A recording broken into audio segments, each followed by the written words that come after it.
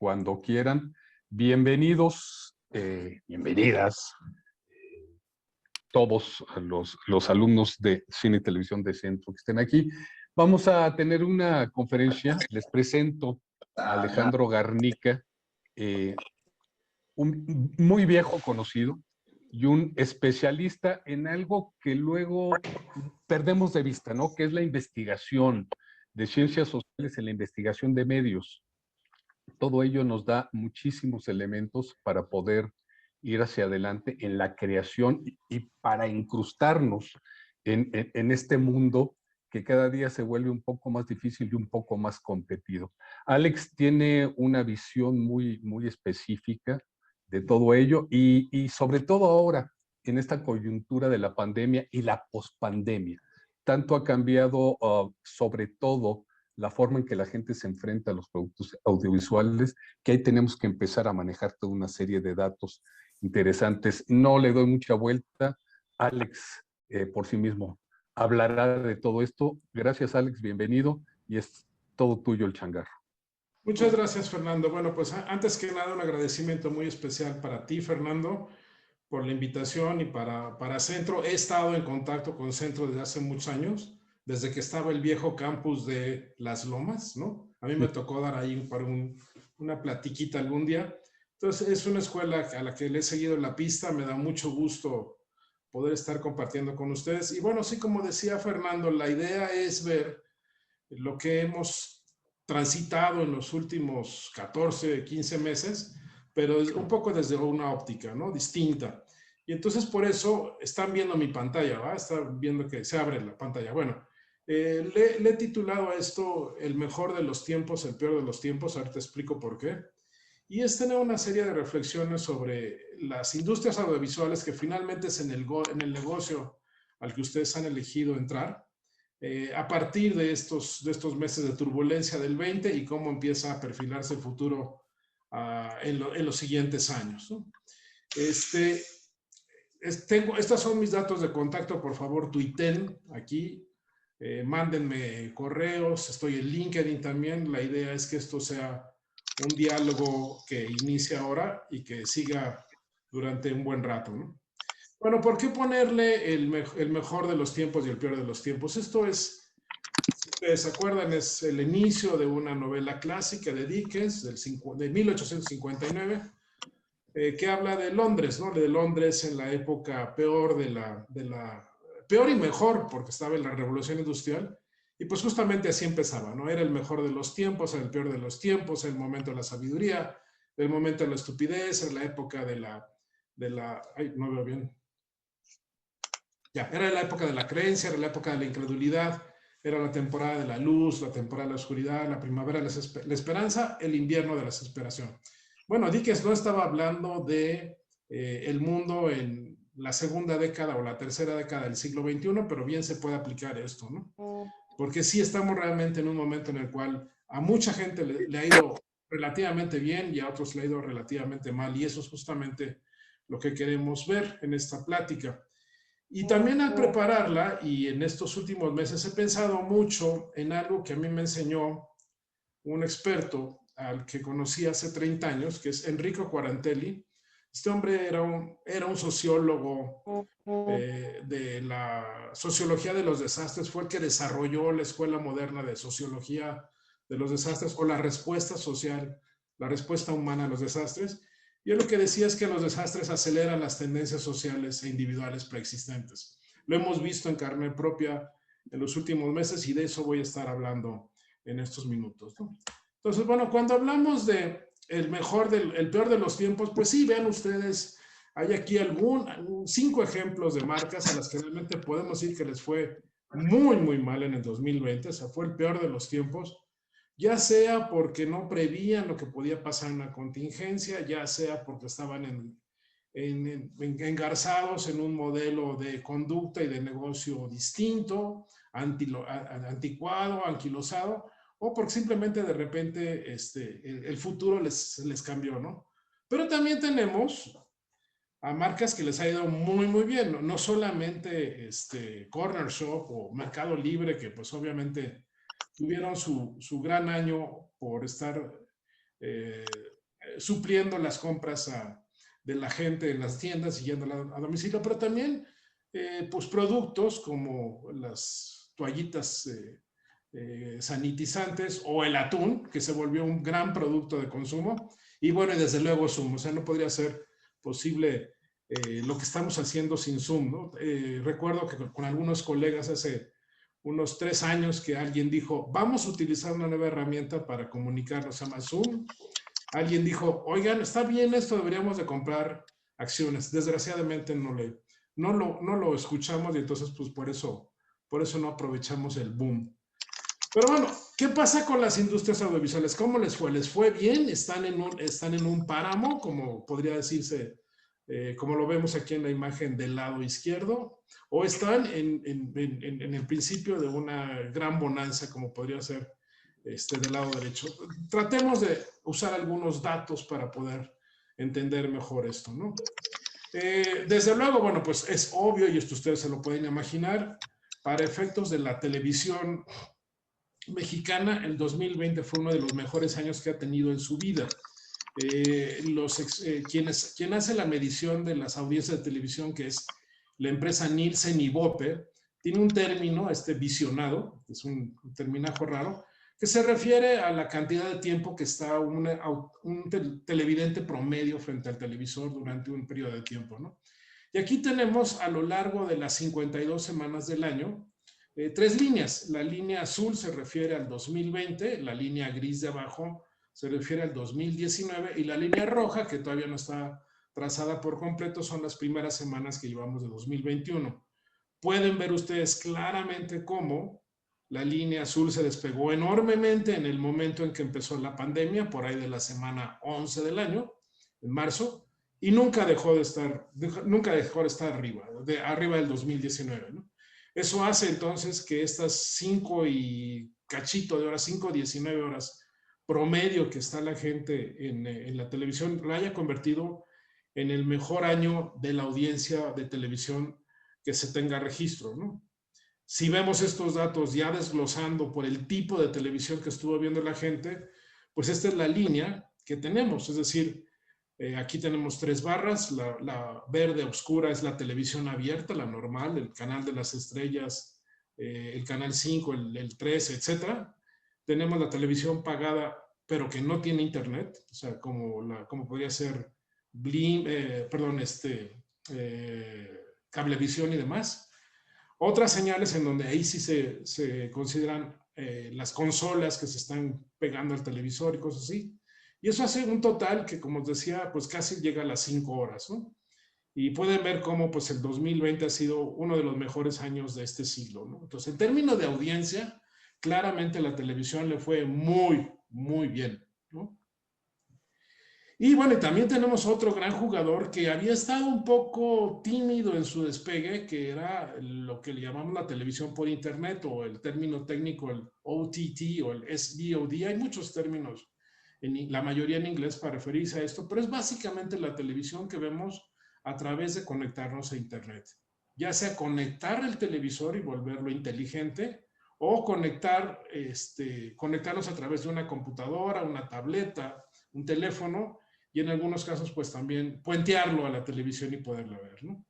Y esta gráfica me gusta mucho, es el ecosistema de la televisión por internet que tenemos en México. Lo hace una empresa que se llama The Competitive Intelligence Unit, la CIU, y pues claramente dividen ellos en 4 grupos, ¿no? Lo que podríamos tener como el mercado masivo, que es el que casi todo el mundo conoce, donde está Netflix, ahora Disney Plus, Claro Video, Prime Video de Amazon, Blim, que Blim está por punto de desaparecer por la fusión de Televisa y Univision, Paramount Plus, que está ya llegando, YouTube Premium, aguas, porque hay YouTube normal, que es el que usamos todos, y el YouTube Premium, que es el que es pagado, que tiene cosas especiales, o el Apple TV Plus, que también salió muy a tiempo, salió creo que a mediados del 2019, entonces fue un momento perfecto para poder generar buenas audiencias en el 2020, ¿no? Y del otro lado, bueno, pues también tenemos los premium, lo que sería HBO Max, MGM, todos estos que ya son mucho más de nicho, ¿no? Y abajo, bueno, pues los deportivos, musicales y los de niños, ¿no? Entonces, en este gran ecosistema se reparte mucho de la televisión por internet, que vamos a ver que creció enormemente en el año 20, y que lo más seguro es que no se detenga ese crecimiento. Sí sucede ahora que la gente está compartiendo su tiempo entre lo que es la televisión normal, digamos, la televisión de siempre, el canal de las estrellas y demás, con este tipo de nuevas ofertas, ¿no? Hay mucho la pelea de quién está ganando, ¿no? Pero lo que sí es un hecho es que la televisión es la gran reina de todo esto. Ustedes están muy jóvenes, pero bueno, desde que yo tenía su edad y que estaba estudiando comunicación, siempre se dijo que la televisión estaba a punto de desaparecer, ya sea por la televisión pagada, ya sea por el cine, ya sea por los videos, etc. El hecho es que lleva 70 años muy campante y va a seguir, quizá no de la misma manera que la vieron sus papás o que la vimos nosotros, soy de la generación de sus papás, pero sí de esta otra manera que está siendo realmente muy, muy, muy dinámica, ¿no? Por ejemplo, si vemos en el caso ya específico de las OTT o de la televisión por internet, pues bueno, ahí es la dominancia enorme, estos son datos para México, todo lo que da son datos para México, la tiene Netflix, o sea, 3 de cada 4 suscriptores de los que habemos en los servicios de televisión por internet estamos en Netflix, ¿no? No quiere decir que estos sean excluyentes, es decir, puede haber alguien que tenga más de uno, pero si tomamos en consideración a todos, a las 11.1 millones de suscripciones que se estima que existían hacia finales del 2020, pues bueno, 3 de cada 4 están en Netflix. Ya está, bueno, en segundo lugar estaría Prime Video de Amazon, Disney Plus en tercero, pero ojo, Disney Plus es el que está teniendo el crecimiento más alto, no solamente en México, sino en todo el mundo. Es muy posible que llegue un momento en el cual Disney Plus sea un gran rival para Netflix, sobre todo por el catálogo que tienen, ¿no?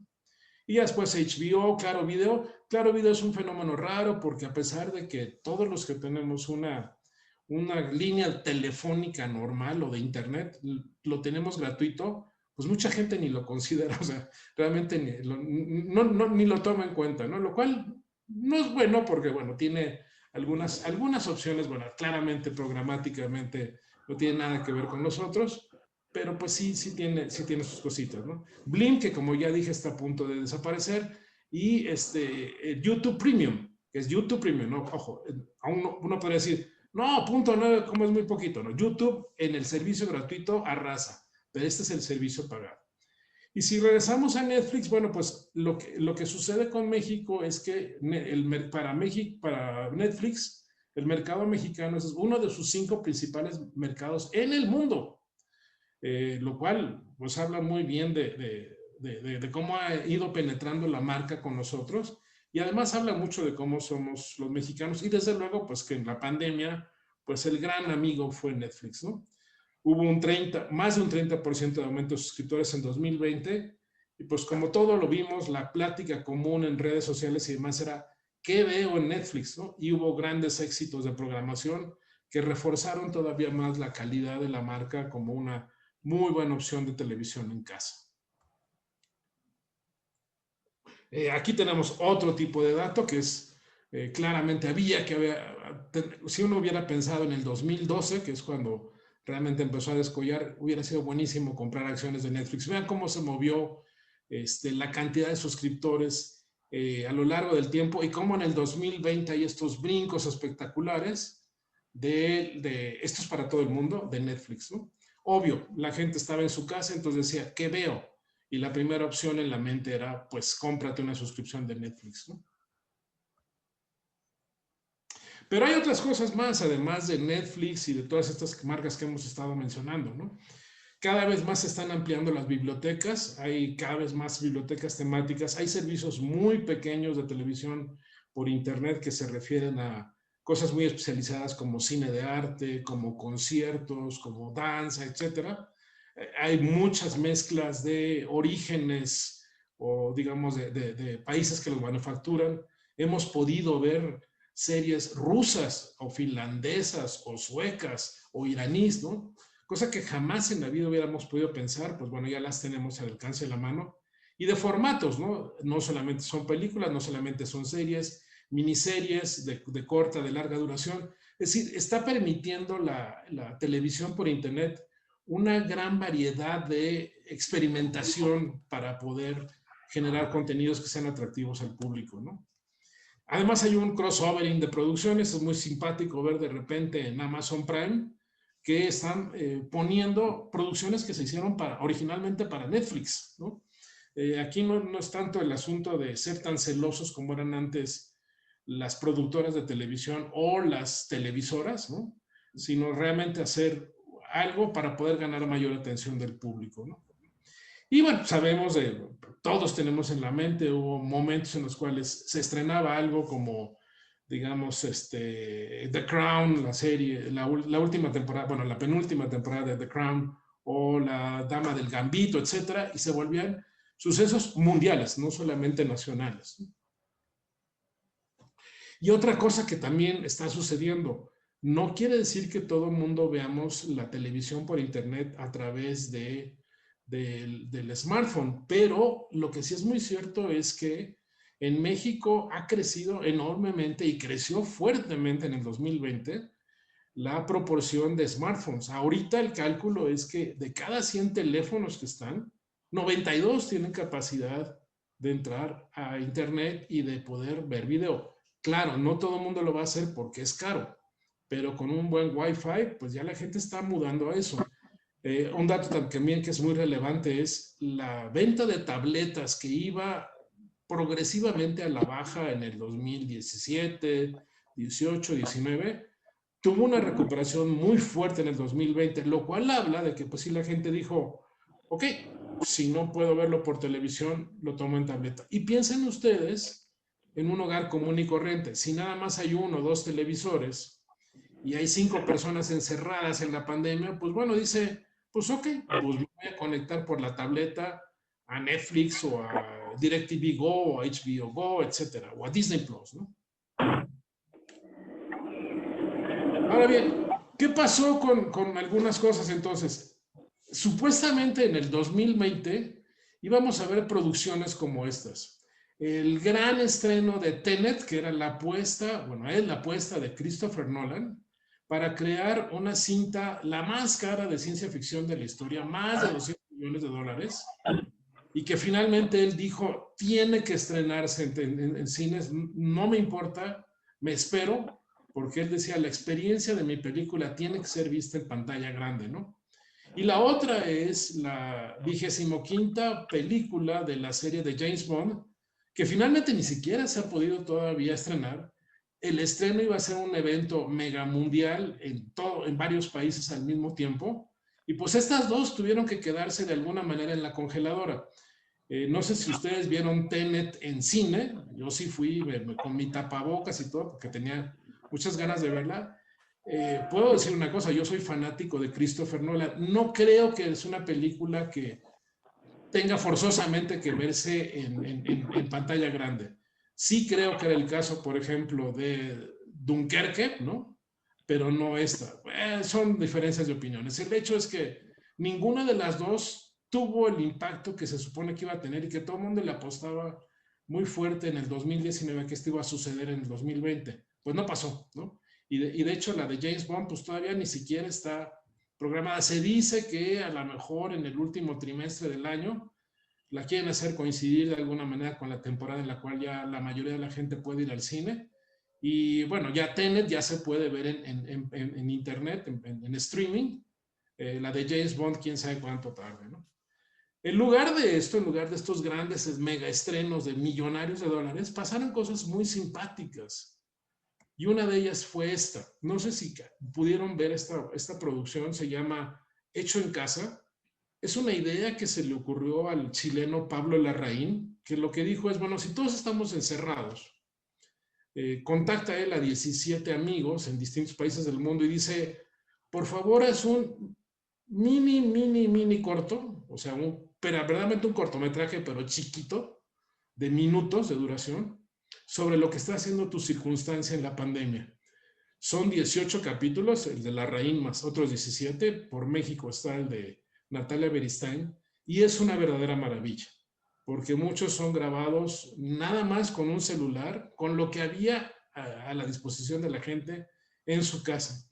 Es una gran muestra de que para creatividad cinematográfica no se necesita hacer Tenet de Christopher Nolan, no se necesita hacer la película de James Bond. Aquí están los que participaron.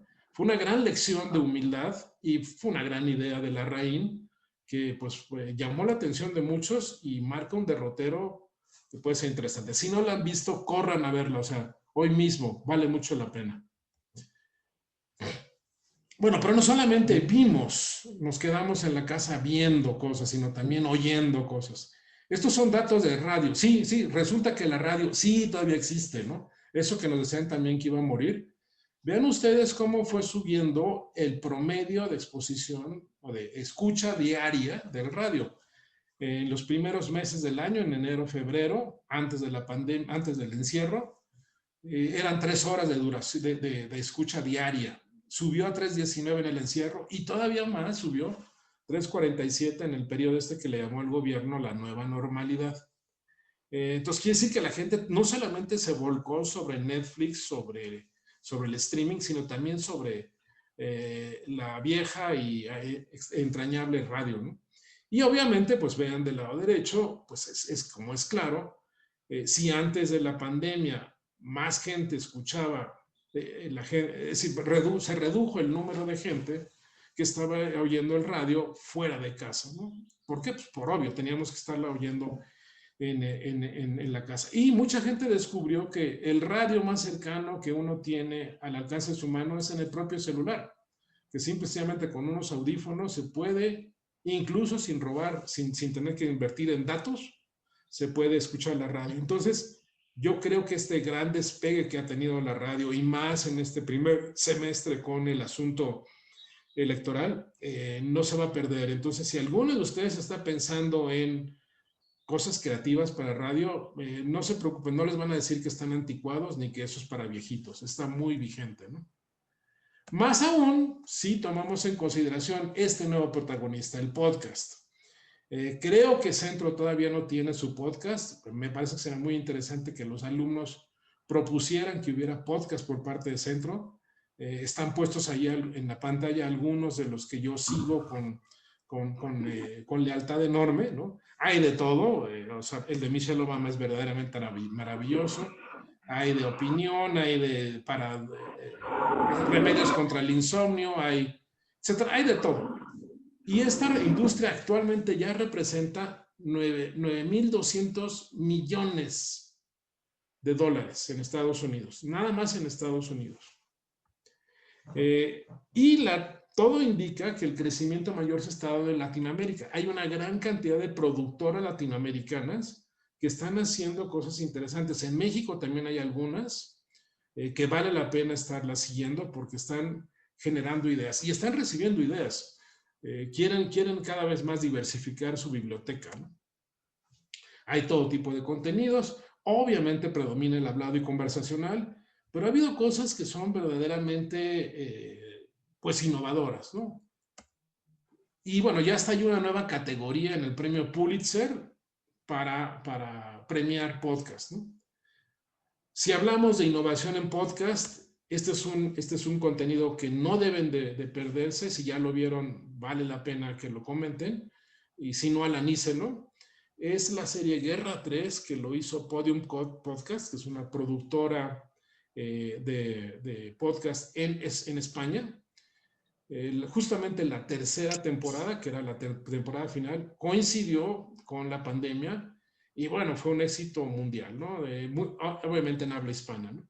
Hubo millones de descargas, de alguna manera la serie generó un nuevo tipo de diseño de producción y de guionismo, fue muy bien utilizada las fuentes que hay de audio. De hecho, algo que hicieron ellos fue meter voces reales, por ejemplo, de periodistas radiofónicos para que tuviera más realismo.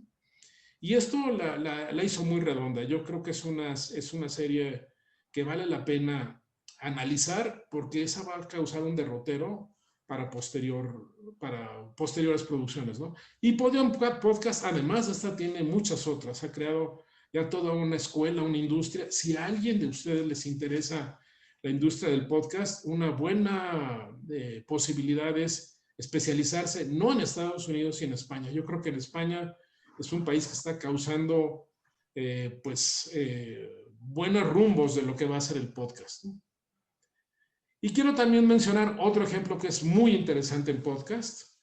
Es un podcast que está hecho por la productora Gimlet para Spotify y se hizo simultáneamente en 5 idiomas, ¿no? El original, que era en inglés, uno en español, uno en francés, uno en portugués y uno en alemán, ¿no? Además de todo, el contenido es muy chistoso porque la protagonista, en el caso de español es Sonia, en el caso de francés es Sara, etcétera, es inteligencia artificial, es una especie como de Siri. Entonces es muy simpática, vale mucho la pena verla. Y además lo que es verdaderamente increíble es cómo Spotify estuvo dispuesto a hacer esta multiproducción multilingüe al mismo tiempo, ¿no? Y causó, pues, gran revuelo y buenas críticas, ¿no? Además de buen rendimiento, porque pues eso genera suscriptores para el servicio pagado de Spotify. Porque, por cierto, pues la única manera de oír los podcasts de Spotify es siendo suscriptor de Spotify, ¿no? ¿A qué nos lleva todo esto? A que, bueno, tenemos un ambiente en el cual se cruzan plataformas. Esto está pasando ahorita. Se estrenó la segunda temporada de Luis Miguel, la serie, en Netflix, y hay, a la vez, Spotify está sacando playlists especiales de Luis Miguel para que la nueva generación de escuchas, como ustedes, sepan quién es este hombre, ¿no? Y hay podcasts al respecto. Por ejemplo, de El After, es muy chistoso porque surgió de una idea del grupo Fórmula, del grupo Radial Fórmula, decir, vamos a hacer un podcast para explicarle a la gente todo lo que no se ve en el capítulo, porque mucha gente se queda con la duda de, oye, y no tenía que ver con Perengano, y no era amigo del otro. Entonces, esta es una serie, por eso se llama El After, que es posterior, cada lunes sale el capítulo para hablar de lo que sí se vio y lo que no se vio, o lo que se debería haber visto el día anterior, ¿no? Es una escalerita de cosas que se hace respecto a Luis Miguel.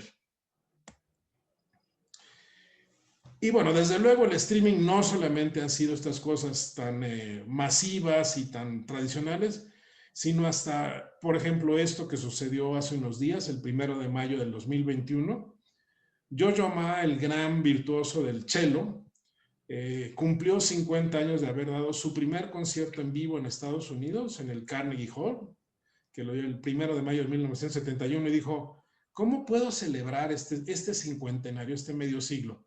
Se le ocurrió hacer un concierto en streaming a través de esta plataforma que se llama Dream Stage, y como ven ustedes, es el minimalismo total. O sea, está Yo-Yo Ma olvidándose de frac y olvidándose de corbata y todo lo demás, está como en la sala de su casa con un pianista y nos otorgó 1 hora y cachito de música deliciosa a todos sus seguidores en el mundo.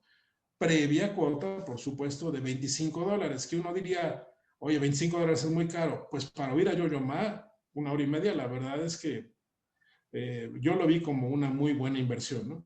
Y si se dan cuenta ustedes abajo, aquí en el Yo-Yo Ma Beginnings, este es otro contenido que tiene Amazon, solamente para suscriptores de Amazon, para poder llevar a que más gente pudiera disfrutar posteriormente al concierto, una entrevista y demás de Yo-Yo Ma. Entonces es muy interesante que este señor, que es pues ya de la vieja ola, se está metiendo a esta nueva corriente, y ya dijo Yo-Yo Ma que va a seguir dando conciertos en streaming, porque además estos artistas han dado cuenta que independientemente de que pueda regresar los públicos a los teatros, clarísimamente no todo el mundo tiene la posibilidad de poder ir a verlos en vivo, o desde países en los que pues seguramente ya no va a regresar. Yo-Yo Ma vino a México un par de ocasiones, es muy probable que ya no pueda venir, pues por cuestiones presupuestales, de seguridad, etcétera, ¿no? Entonces, qué mejor que poderlos ver de esa manera. Bueno, esta es la primera parte. Quiero hacer aquí una pequeña pausa para preguntar si no hay algún comentario, alguna duda, antes de que vayamos a la otra parte, que es hablar de lo que podría pensarse que va a suceder en los siguientes años. Fernando. Sí, pues abierto para toda la gente de cine y televisión. Adelante, acábenselo. Nadie tiene dudas, nadie tiene comentarios. Daniel. Yo tengo una. El primero. Adelante. Hablando de la industria del entretenimiento, ¿qué opinas tú del hecho de que, digamos, la industria de los videojuegos ahorita es la industria con más, en el mercado es la que tiene mayor capacidad de ingresos, ya es más grande que la música, ya es más grande que el cine, y sin embargo no tenemos ni siquiera algo cercano a establecer una industria en cuestión de creación y de videojuegos en Latinoamérica?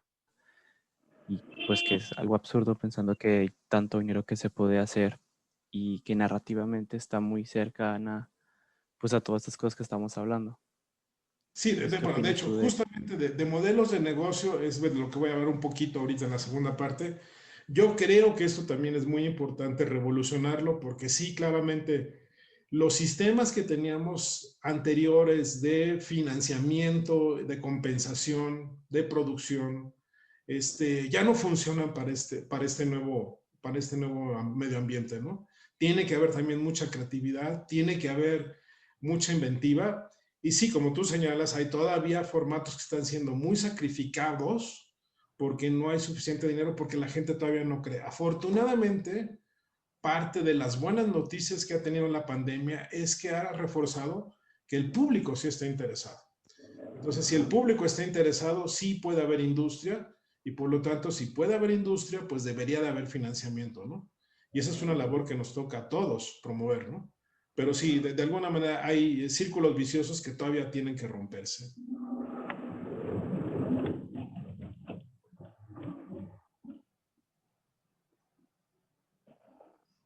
Rolando Cuevas, tienes una pregunta, ¿no? Si no tienes más, Daniel. Hola, Rolando. ¿Qué tal? ¿Cómo están? Bueno, yo comentar nada más, Chick Corea, por ejemplo, desde que empezó la pandemia, estuvo transmitiendo ahora sí que desde su casa, ensayos.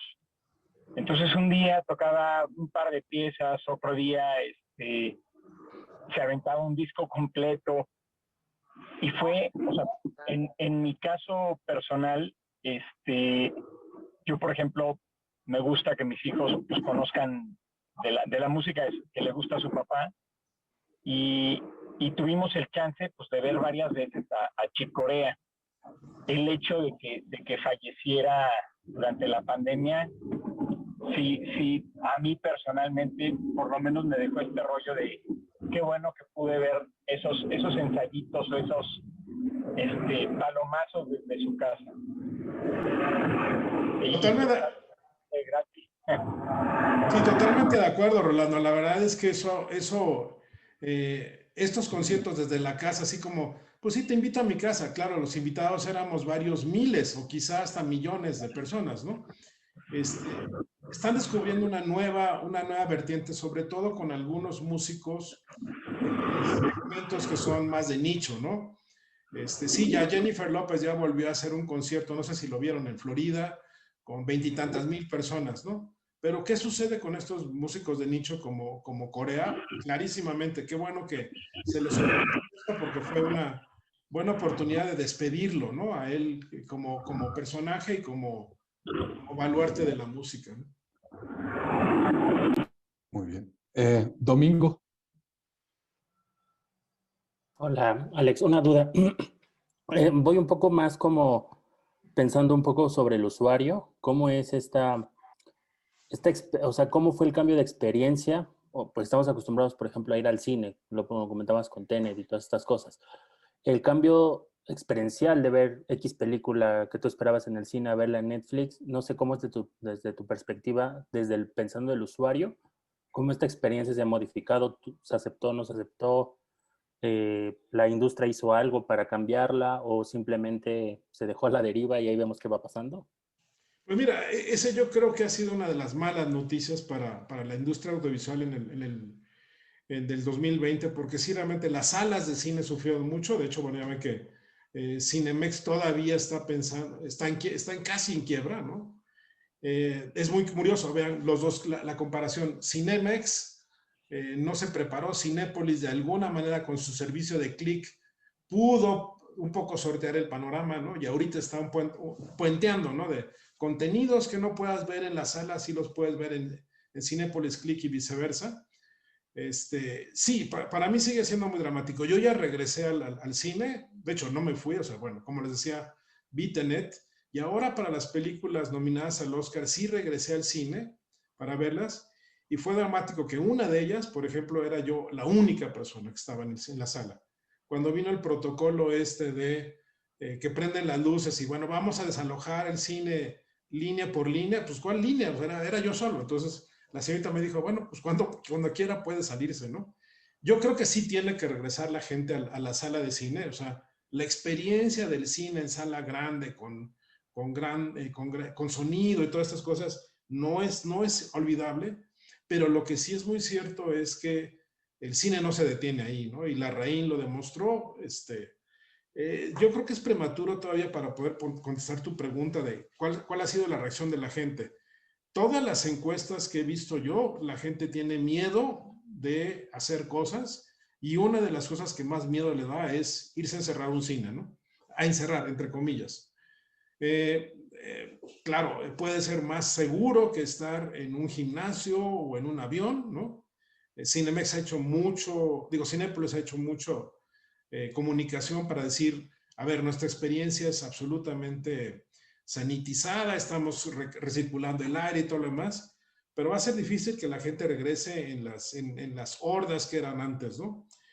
Y tiene que ver mucho pues con el cambio de hábitos. Mientras tanto, habría que pensar en que no podemos detenernos a que el cine esté a expensas de un edificio. O sea, el cine tiene que sobrevivir a pesar de que no haya salas en donde se puedan exhibir las películas. Ya sé que hay directores, sobre todo de la vieja escuela, que dicen, esto es una aberración, ¿no? Hay que pensar siempre en el cine en grande, ¿no? Pero pues a mí me parece que la creatividad cinematográfica puede muy bien verse en una pantalla pequeña, máxima si tomamos en consideración, que ese es otro dato interesante, la cantidad de pantallas de gran formato que se están comprando, ¿no? Sí se sabe que cada Buen Fin, la mayoría de las compras que se hacen tiene que ver con electrónica, ¿no? Y el año pasado, en el 2020, pues la mayoría de las cosas que se compraron fueron pantallas grandotas, de estas que ya son muy evolucionadas de 4K, 8K, ya no sé hasta cuántos K hay, ¿no? Que sí, uno está invirtiendo una buena cantidad de dinero, pero también piensen en la cantidad de gente que transformó su hogar para que haya un cuarto en el cual pueda ser el cuarto de entretenimiento, estudio, escuela, etcétera, ¿no? Con un pantallón gigantesco ahí, ¿no? Entonces, sí, definitivamente vamos a ver cambios que quizá no sospechábamos, ¿no? Y gente como Chris Nolan, pues tendrá que cambiar un poco su perspectiva, ni modo. Gracias. Vale, Paco Torregrosa, por favor. Yo simplemente quiero invitarlos a que escuchen este podcast que se llama Crónicas Oscuras, que tiene un sonido 360. Es increíble el sonido que se está manejando y los invito a que lo escuchen con audífonos. Es una producción mexicana, 100%. Escúchenla, no se van a arrepentir y es un excelente podcast. Totalmente de acuerdo. Y yo creo que ahí también el audio ha evolucionado mucho para poder aprovechar las ventajas que da escuchar un podcast con audífonos, ¿no? Que no es lo mismo que escucharlo nada más con las bocinitas del radio, de la computadora, ¿no? Que mencionaba yo del Premium Podcast, hace mucho de esto. Esta recomendación de Paco, yo no lo conozco, voy a buscarlo, porque pues sí debe de ser justamente esto de estar buscando nuevas dimensiones de cómo sacarle provecho a las particularidades del formato, ¿no? Sí, y no olvidar que luego se nos olvida que el audio también existe y es muy necesario. Claro. En Por lo ejemplo, audiovisual dice, y en lo no audiovisual. Un diseño de producción también para audio tiene que ser algo espectacular. sí, dicen, no lo he hecho yo, pero dicen que es muy bueno ver la película esta de The Sound of Metal, que ya está en streaming, verla con audífonos en la computadora, porque así es como se saca mayor riqueza. O sea, realmente lo mejor de la película es el diseño de audio, que pues estuvo hecho en México, ¿no? Por mexicanos, que ganó un Oscar. Bueno, seguimos a la segunda parte. Sí, adelante, por favor, Alejandro. Bueno, vamos entonces a la segunda parte.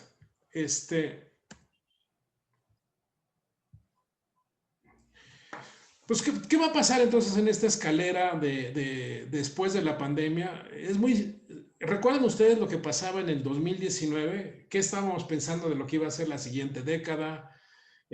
No, hombre, va a ser una década de crecimiento, no, hombre, va a ser una década de X y Y, etcétera. Y pues nos cambió por completo el panorama, ¿no? Entonces, tratemos de imaginarnos un poco cómo va a ser este traspaso en esta década para las industrias audiovisuales, ¿no? Y aquí algunos elementos, sobre todo de reflexión más que de datos, ¿no?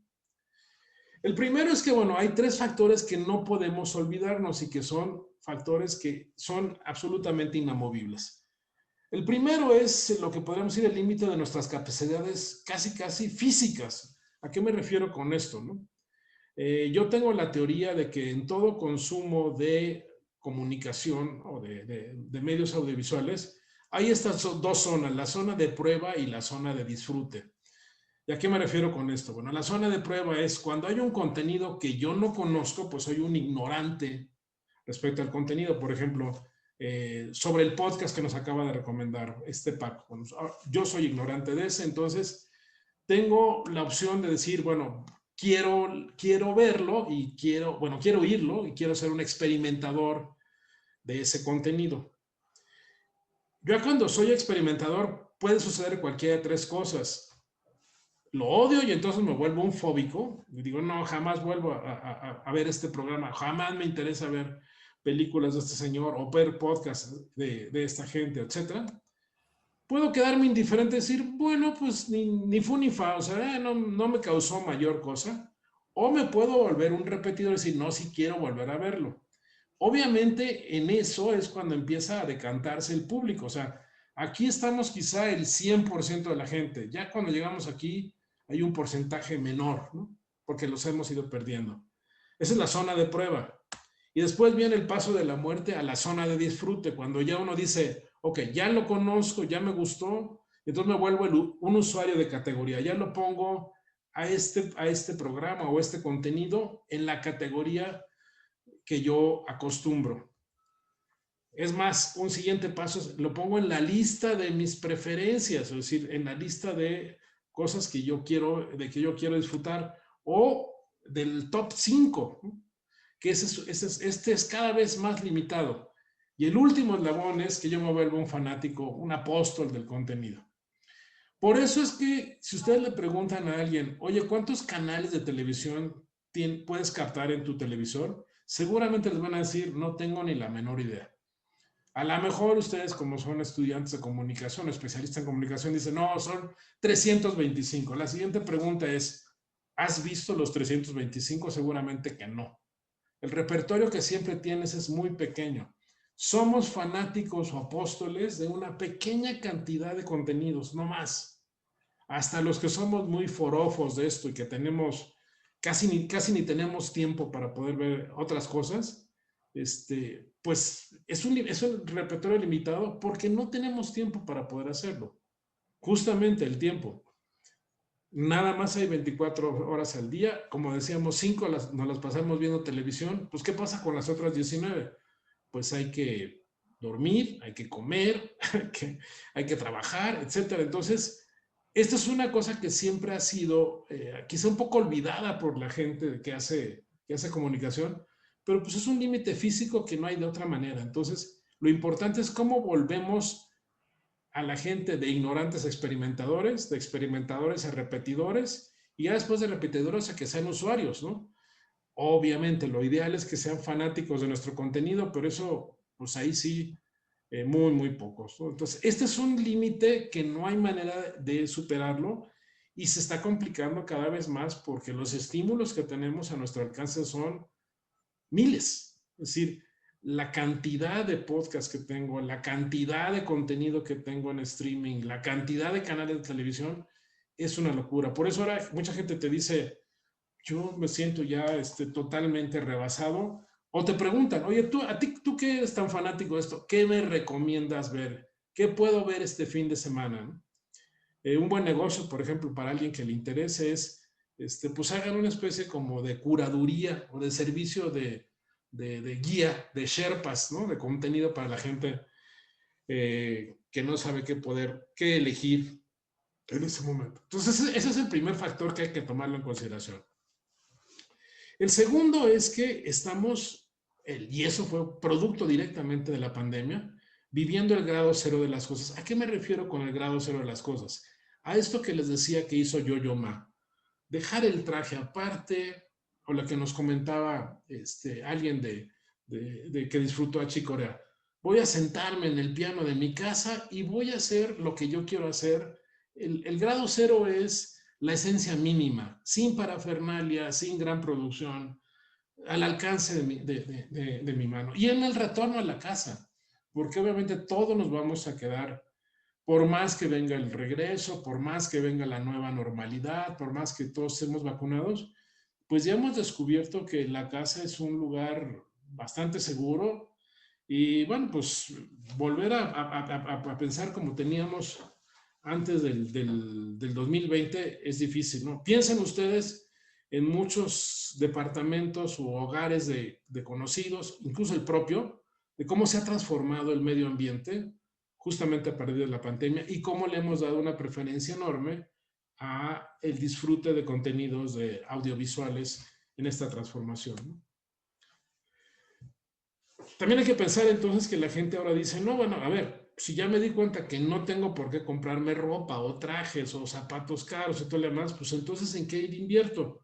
Pues invierto, por ejemplo, en una televisión de 4K o invierto en una tableta o invierto en esto o invierto en el otro. ¿Por qué? Porque lo que importa es, de alguna manera, ser frugales, pero estar gozando de este regreso a casa, ¿no? Y bueno, es un poco un acertijo, Nomadland o La La Land. Yo soy de la idea de que una película, ojo, todas las películas que estuvieron nominadas como mejores películas en el circuito de premios que ahora está cerrando, todas se filmaron antes de la pandemia, es decir, se produjeron, se pensaron, se preprodujeron con contenidos antes de la pandemia. Sin embargo, ¿cuáles fueron las que destacaron? Aquellas que estaban hablando mucho de temas que estaban en el ámbito público. La soledad, el abandono, la tristeza, las emociones. Entonces, yo soy de la idea de que Nomadland, que es una gran película, posiblemente en otro año no hubiera tenido tanto éxito como lo tuvo en el 2020. Y entonces yo creo que una película como La La Land, que estuvo famosa hace 3 años, en el 2020 simplemente la hubiera rechazado a la gente, porque ¿qué les pasa a estos locos? Porque están bailando en la calle, ¿no? Ya estamos en otro mood, en otro temperamento. Esto es lo que yo le llamo el grado cero de las cosas, que seguramente no nos va a abandonar, por más que vuelva a haber parafernalia y todo lo demás, ¿no? Y el tercer factor del ecosistema es, pues bueno, lamentablemente tenemos que hablar de las amenazas, ¿no? ¿Cuál es una amenaza? La amenaza fiscal.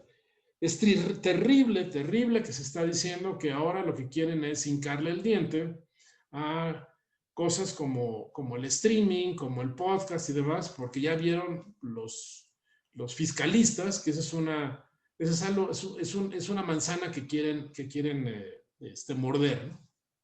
Va aparejado con la amenaza legal.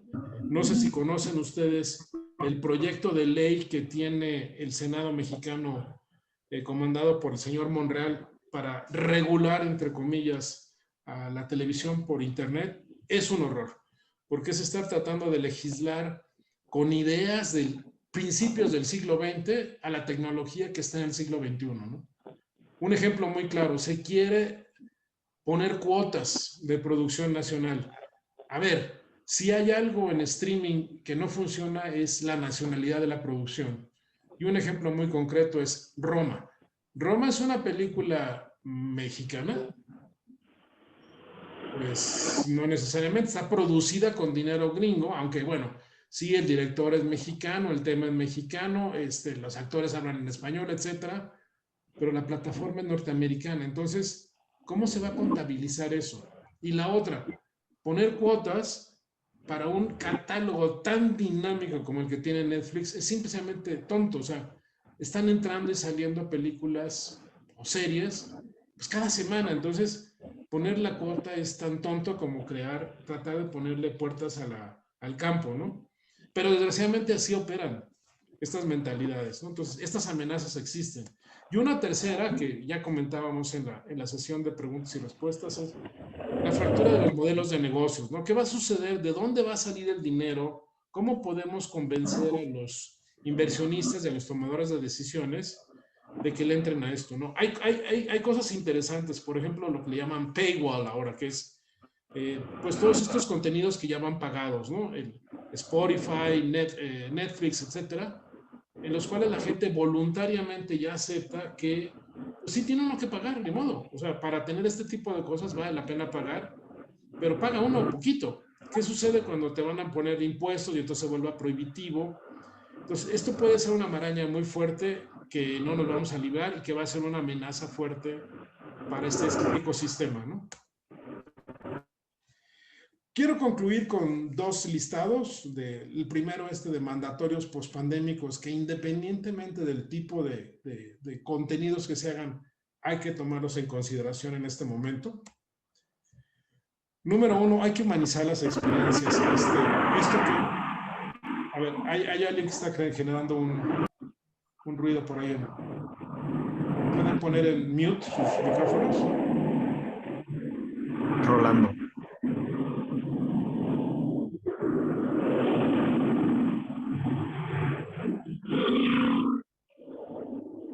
El admin puede ponerlo en mute.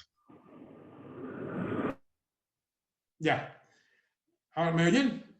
Bueno, entonces, la primera es humanizar las experiencias, que como decía, es bien importante tomar en consideración la dimensión emocional de las cosas, porque es ahorita lo que está pesando mucho más en el ánimo de la gente y seguramente esto no se va a olvidar durante tiempo, ¿no? La segunda es crear conversaciones. Ya sé que estamos hablando de alguna manera, formatos en los cuales hay un productor que manda sus contenidos hacia el público y espera que el público lo reciba. Pero sí podemos empezar a pensar en ir más allá de la atención pasiva, ¿no? Y por lo mismo hay que fomentar la co-creación. No solamente la co-creación con otros productores, sino también en un momento dado con el propio público, ¿no? Sí hay manera, hay que pensar, hay que revolucionar, hay que salirse de la caja, hay que pensar de manera distinta para poder proponer esto, ¿no? Hay que experimentar las circunstancias en que la gente está recibiendo el contenido. No solamente, es muy fácil sentarse en la editora de la computadora Apple y ver los contenidos, pero no es lo mismo que lo va a recibir la gente en su pantallita de, pues, la tableta. Entonces, sí conviene de repente hacer una prueba de ácido de cómo es que se ven las cosas que yo estoy haciendo en la pantallita pequeña en la cual me están disfrutando. No para que las modifiquemos, pero sí para tener un contacto mejor del tipo de recepción que es el que deberíamos estar suponiendo, ¿no? Y bueno, algo que ya también mencioné, hay que sacar provecho de la atomización de públicos. Todavía seguimos pensando mucho en términos de que lo que es relevante es el gran rating, generar el blockbuster, tener millones de seguidores. No creo que vaya por ahí el caso. Tengo yo siempre un ejemplo que menciono, que es el de una jazzista, que se llama María Schneider. Es una mujer que ha ganado varios Grammys y nunca ha estado vinculada a una compañía productora de discos. En razón muy sencilla, porque ella quiso siempre ser una iconoclasta. Primero, es una mujer blanca que quería hacer jazz y dirigiendo su propia orquesta. Era así como una aberración. No, espérame, el jazz no es para los blancos, el jazz no es para las mujeres, etcétera, ¿no?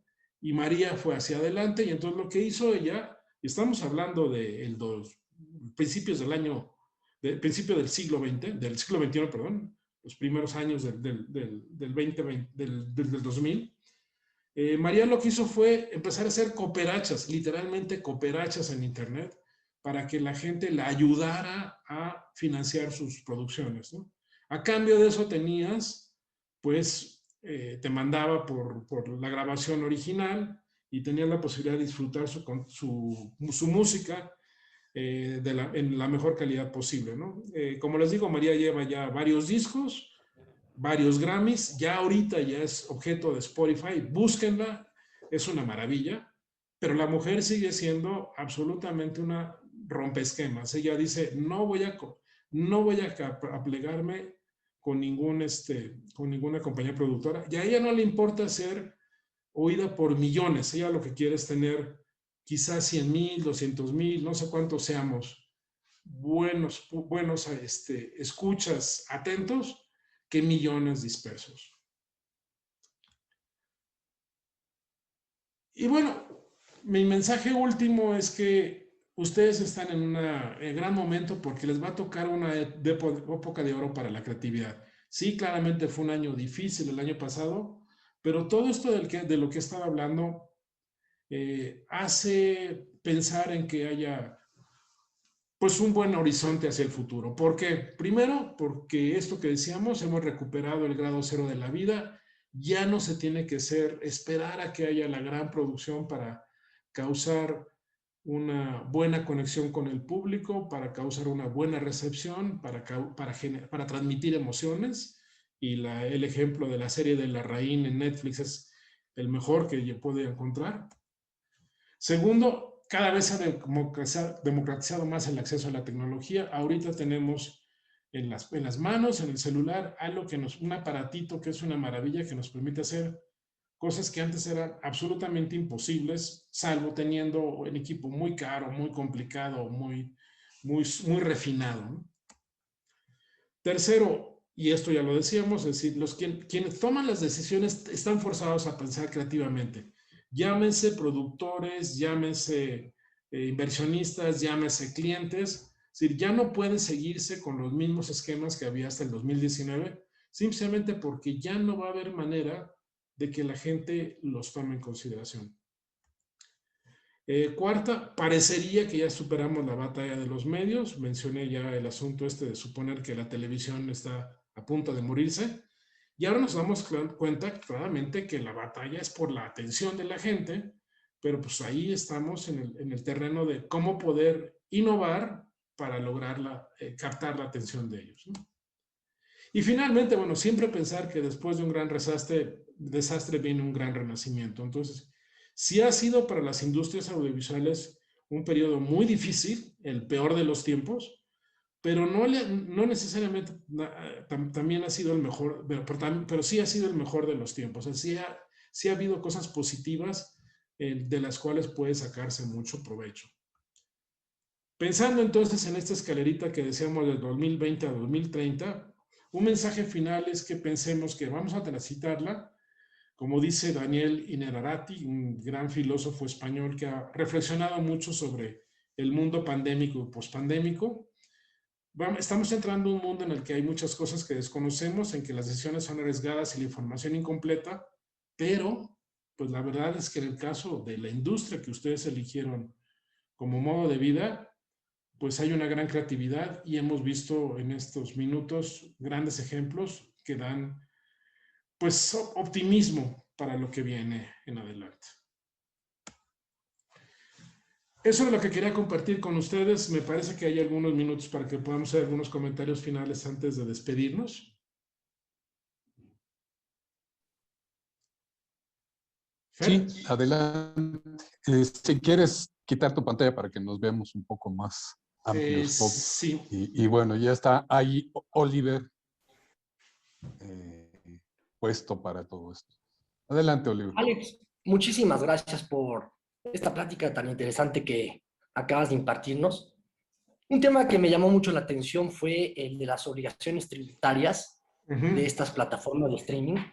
Y yo, pues, quisiera poner en la mesa el no verlo tanto como una amenaza, sino como una oportunidad también de homogeneización fiscal. O sea, por ejemplo, pienso en plataformas mexicanas como Filmin Latino. Ellos tienen sus obligaciones tributarias y tienen que cumplirlas. No veo el por qué las transnacionales millonarias no lo harían. Me pareció muy interesante la decisión de Netflix de anunciar que en el paquete fiscal del 2020 pues ellos iban a abrir una oficina en el país en función de tener una residencia en México y cumplir con las obligaciones tributarias nacionales. Quizá puede ser una oportunidad para que las demás empresas no paguen el 15%, sí un 7%, y paguen impuestos, se homogenice este mercado, como ocurrió también con el tema de Didi, de Uber y demás alternativas. Y al final, pues resultó ser una muy buena opción para Netflix y puede brindar un terreno mucho más justo de competitividad en este asunto de streamings y todo este escenario. Totalmente de acuerdo, yo creo que sí. No digamos que es necesariamente malo, ¿no? Pero pues sí hay que estar muy vigilante y sobre todo lo importante es que no se haga exclusivamente por parte de los legisladores, sino también haya un gran concurso por parte de la gente que hace este negocio y conoce este negocio por dentro, ¿no? Que le conoce las tripas. Muchas gracias, Alex. Ya, gracias a ti. ¿Alguna otra?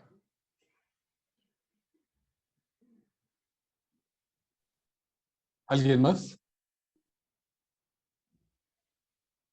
A ver, Valentina, sí, adelante. Querón.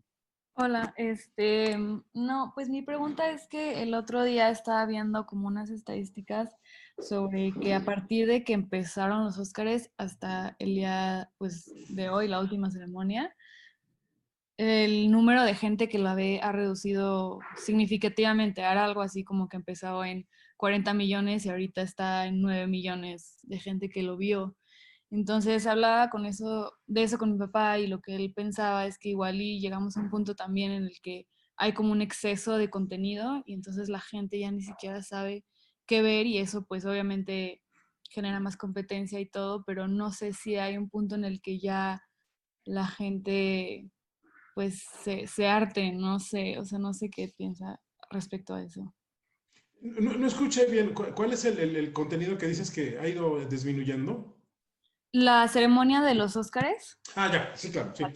Sí, sí, ese es un ejemplo muy interesante de cómo, pues, bueno, en el caso déjenme decirle que en el caso de México, los Óscares nunca han sido un programa de alto auditorio, ¿no? De hecho, cada vez que se presenta, pues lo supera siempre partidos de fútbol y concursos y otra cosa. Pero en Estados Unidos, que sí era uno de los grandes momentos de la televisión anual, pues ha ido en picada. Como tú dices, si mal no me falla la memoria, creo que en el año 2010 lo veían más de 30 millones de personas y ahora no llegó más que a 9 o 10, ¿no? Yo creo que es parte de la transformación. Yo no sé qué opinen ustedes como creativos de industrias audiovisuales del programa de los Óscares 2021. A mí se me hizo fatal, absolutamente fatal. Creo que es terrible suponer que esto lo hizo Steven Soderbergh. O sea, Steven Soderbergh fue el productor y le salió re mal, ¿no? Hasta tan mal que hasta el asunto de que el último premio no hubo nadie que lo recibiera, ¿no? Porque el razonamiento de Soderbergh fue, no, es que, a ver, si gana Nomadland, si gana como mejor actor, este hombre de la película de, ay, el que murió. Bueno, si lo damos póstumo, el discurso va a ser sumamente triste, entonces es una buena manera de cerrar el programa así. Soderbergh le apostaba que no iba a ganar Anthony Hopkins, ¿no? Y a la mera hora ganó. Entonces, bueno, son decisiones de productor. Pero sí, yo creo que necesita mucho al respecto. Y respecto a tu pregunta, hay una parte muy importante, esto que dices tú del punto de saturación. sí se sabe psicológicamente que hay un punto de saturación. Se puede llegar a un momento en el cual simplemente uno diga, ya estoy así como en el blackout porque ya no quiero más, ¿no? Sobre todo de lo mismo, ¿no?